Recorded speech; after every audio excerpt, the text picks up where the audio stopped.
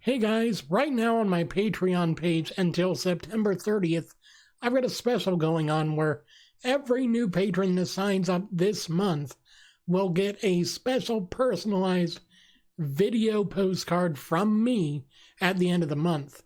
If you want to get in on that, go ahead and head over to my Patreon page. Thanks for watching.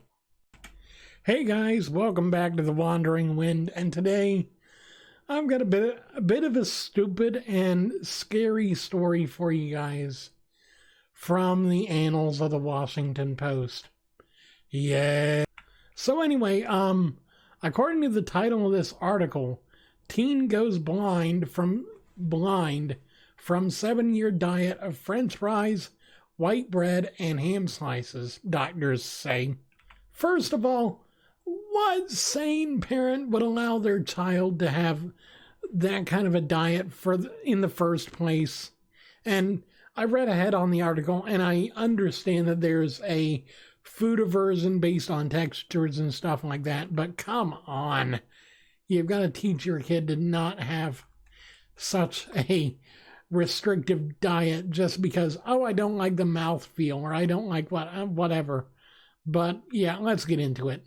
So an extreme case of fussy eating caused blindness in a United Kingdom teenager, according to a report published Monday in the Annals of Internal Medicine. When Denise Atan, the study's lead author, met the 17-year-old boy at Bristol Eye Hospital, his eyesight had been deteriorating for 2 years. But what shocked her most was how long the patient's eating behavior had persisted. By the time I first met him, he'd followed the same diet for approximately 7 years.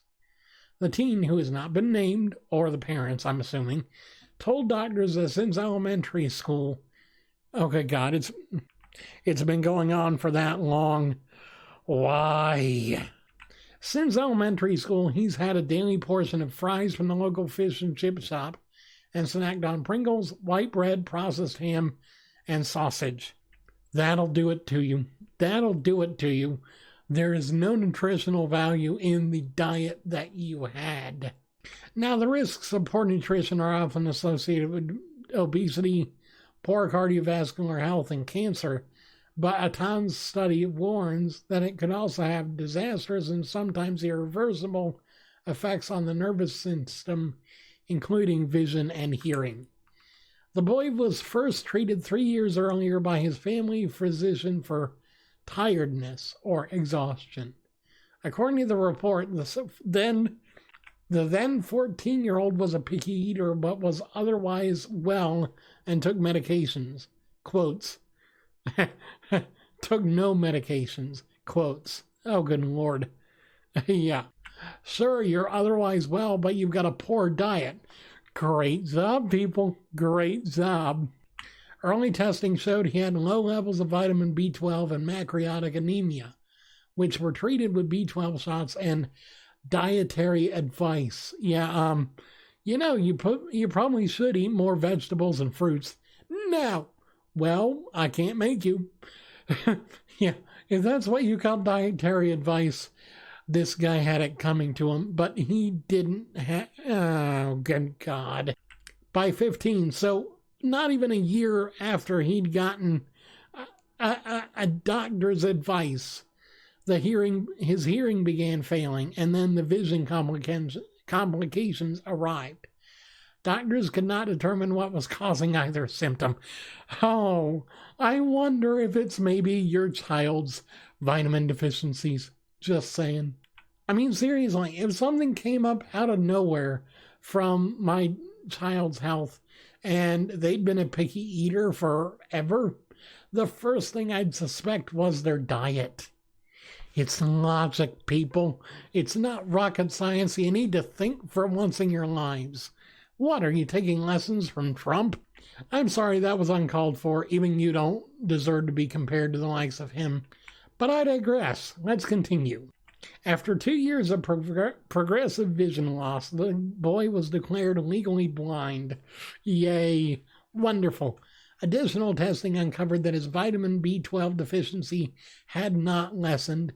He had also developed a reduced bone mineral density level and had high levels of zinc and low levels of copper, selenium, and vitamin D. This is what you call an example of what not to do with your children.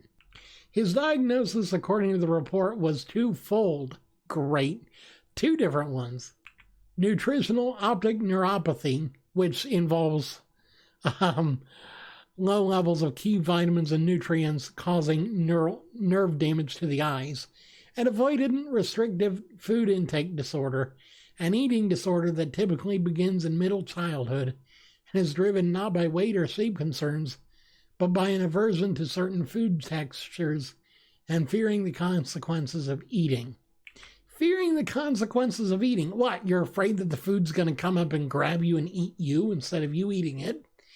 That's the only kind of food, that's the only kind of consequences I can think that are irrational and stupid enough to make you not want to eat anything. Nutritional optic neuropathy, which Atan said is more frequently caused by malabsorption, certain medications, and alcoholism, is a dysfunction in the optic nerve. If caught early, it is reversible, but it can lead to permanent damage and blindness if left untreated. Yay! Guess what, kid? You just ate yourself into blindness. Nutritional deficiencies are actually quite common, but nutritional blindness is not. Blindness is an uncommon but serious complication of poor nutrition. Gee, you think?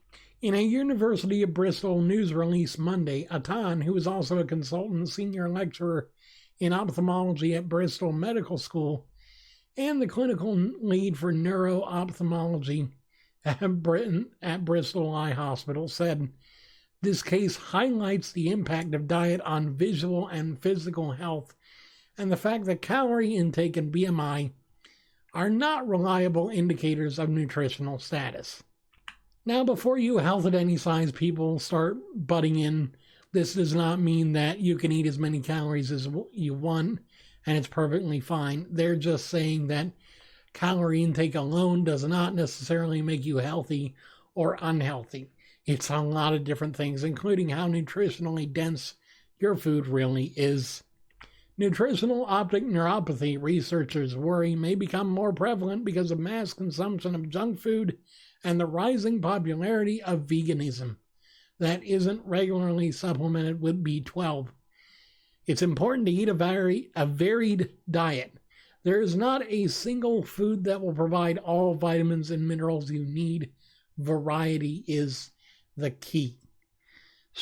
Atan hopes that the team's case will serve as a cautionary tale, leading to widespread inclusion of dietary history in routine clinical examinations. I, for one, agree. Even for healthy people, we need to look at the nutritional values of their diets to help them stay healthy and help them stave off potential risk factors that could end up with them having nerve damage, liver damage, any kind of damage of the body that is not natural and is preventable should be looked at and treated accordingly, especially in regards to diet and dietary factors in health. Because, I mean, I'm not saying that you have to go out and eat an entire salad rather than eating a Big Mac every once in a while, or eating a nice dinner at a fancy restaurant where it's a little bit more fattening than what you might get normally. I'm not saying that. I'm just saying watch what you eat, especially when it comes to what you know is in the food and what kind of nutritional value it would actually seem to have, because you have no clue. But I have seen certain foods on the menus of restaurants and they're like, oh, well, they look like they're healthy. And then I get to looking at the nutritional values of the items, and you're basically not even getting half the nutrients you should get for a single meal, let alone the entire day if that's your only big meal or whatever. I mean, we just need to be smarter and really think about how our diets will affect us, because it's not just the now we have to worry about, it's the 10 years down the line if we continue this behavior. I mean, I don't know about you, but I don't want to end up blind like this kid that only ate, what was it? Pringles chips. Let's see. Fries, Pringles, white bread, processed ham, and sausage. Okay, I don't know about you, but that does not sound like a balanced daily diet. That sounds like a that sounds like a college kid's go-to snack pack. I mean, come on, fries? If you're eating that many fries that you're eating them every day, you've got a problem, because not only are they packed full of saturated fats and stuff, they're just not cost effective either, because if they're from the local fish and chip shop, you're spending money you don't need to spend. But I digress. I'm just saying all this because I want you guys to learn from other people's and my own mistakes, because I've been guilty of this. I've been guilty of poor nutrition and poor choices of calorie intake. And if I can help you learn something, I'm happy to do so. So please, stay safe, make good choices and smart choices, and just take care of yourself, because I'd like to have you around for a lot longer, and I'm sure your family would too. Thanks for watching. Hey guys, before I go, I just want to thank all my patrons for supporting me every month. It is so good to know that there are people that are willing to put up with me and support me for even just $1 a month. If you guys are interested in getting behind the scenes content, extra videos, downloads of my song covers, and a whole lot more, please make sure to check the link in the description below and maybe consider subscribing yourself.